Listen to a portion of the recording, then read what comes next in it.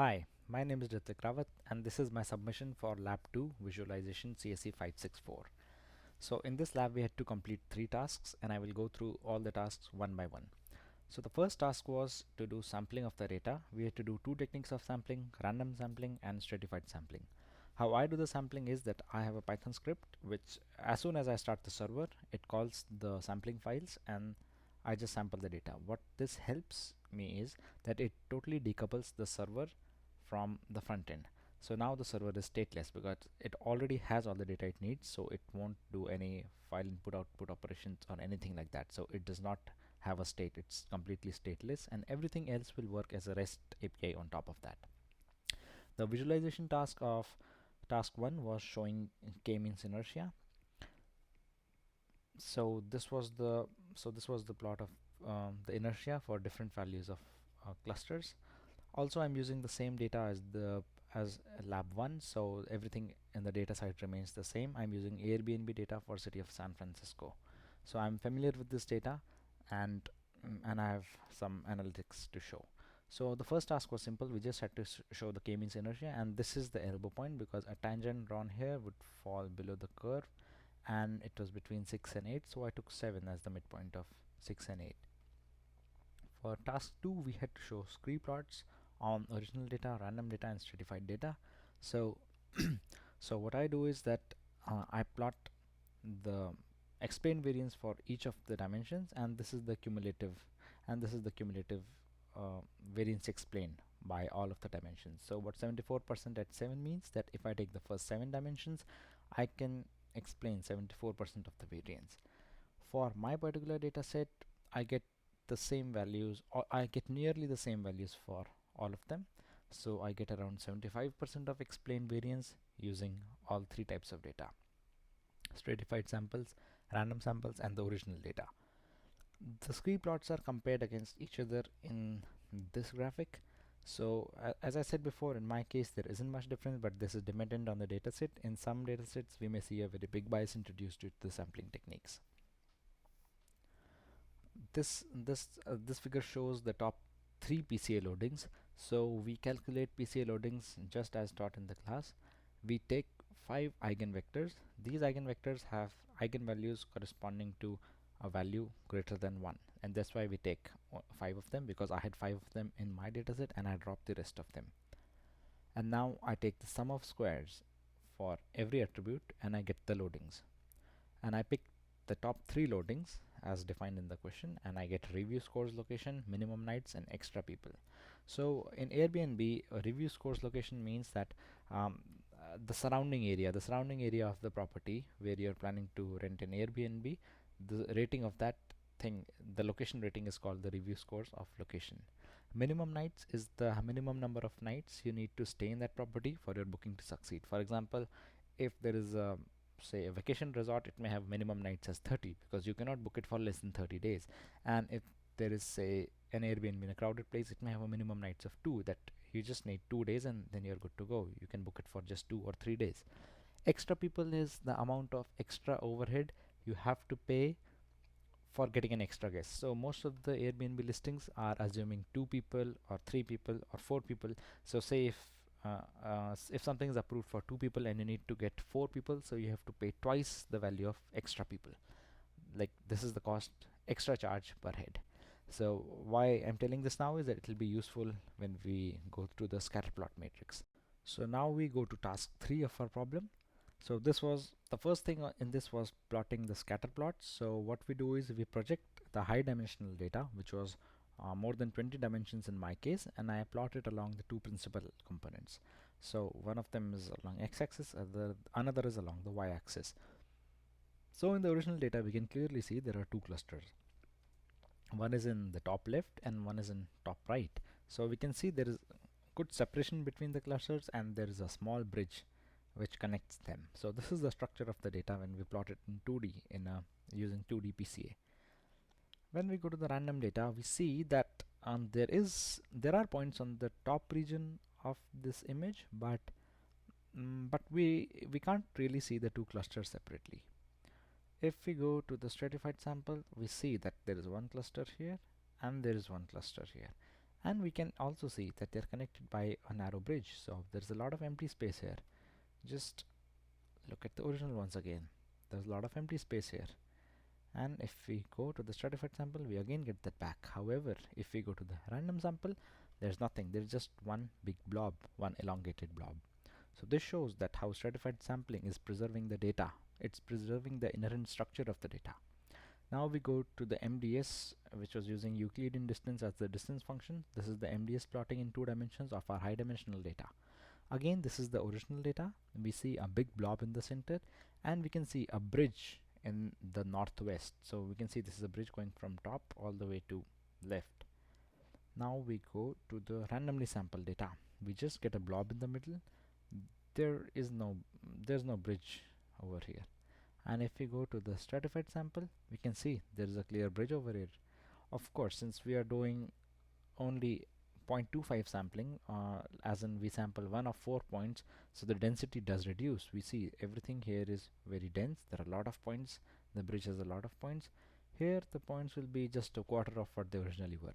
But the important thing is the structure of the data is preserved. We see there is a blob in the center, and then there is a line. There's a line in this area. Now we go towards MDS, but this time we use the cosine similarity as a distance measure, not Euclidean distance. It's also called correlation.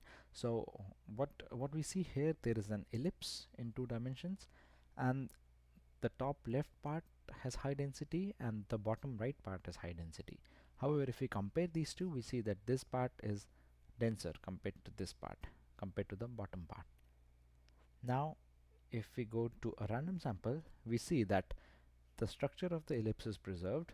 It does have low density in the center, just as it was in the original data, low density in the center. However, what we can clearly see is that the random sample has more weight towards the bottom right as compared to the top left. So here it's basically introducing a bias in our data. It's biasing points towards the bottom right instead of the top left. And now if we see the stratified sample, we can clearly see this is a high density area, this is a high density area. However, there are more points in this area, the top left. So this shows that why stratified sampling is a powerful technique. Finally, we go to the last part of this lab, which is the scatter plot matrix. So this is the scatter plot matrix using the top 3 features which I had explained before. Review scores location, which is the ratings for a location, then the minimum nights and extra people.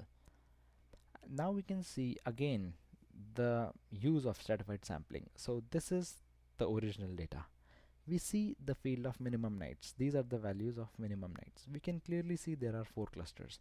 One cluster corresponds to dates between 0 to say 7. Another cluster is somewhere around 10.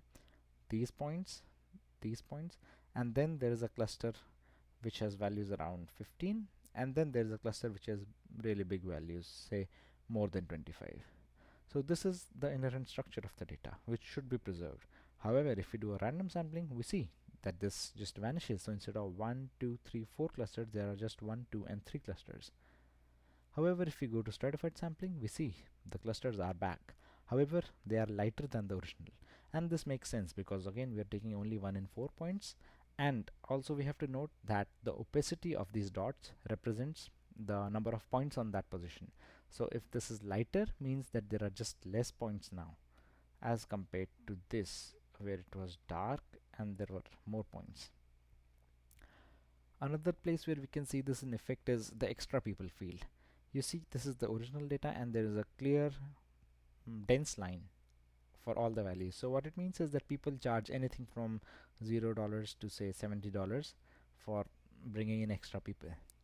If we do a random sample of this, we suddenly see there are discontinuities in the line. The structure of the data is disturbed. There's a big gap here. There are a few gaps introduced here.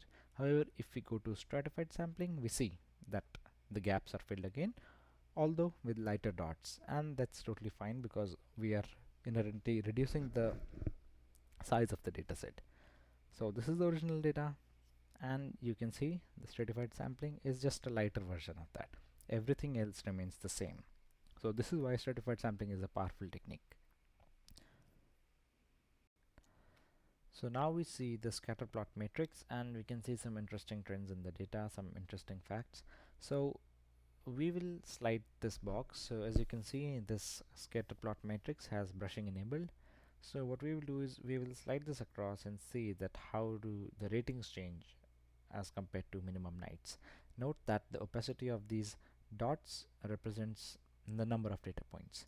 So as we can see that when we are at a range of high minimum nights, so it means these properties can only be booked for more than 25 days. So most probably they are maybe beachside resorts, or there are some that they are like properties which are meant for a long haul.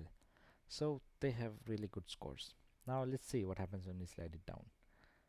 We slide it down, we can clearly see that the density of those dots is reducing, and from here on we can see the density of this is increasing.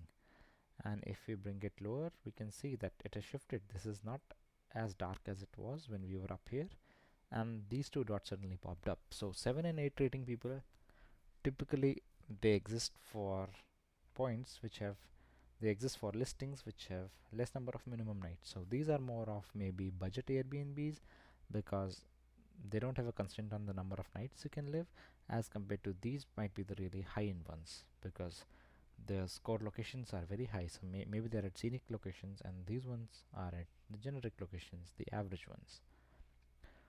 However, another thing to note is that almost all the Airbnbs have really good ratings. So we see the reviews, the 7-star reviews are really less and they're in the lower range. Then we go towards the 8-star ones, which is 8 out of 10 points. They are also mainly in the lower range. And if we go to the high end ones, they are present everywhere. And if we go to the top rating, it's also present everywhere. So really the best part about this is that Airbnb in general has really good places, it seems, because everyone seems to have a good rating. So again we can see um, a low review scores, only the cheap ones, medium scores, also these ones. However, everything else, it just spans across a lot of it. So what we can conclude is that the majority of the listings are really good and they have good locations. So that's all for my presentation. Thank you.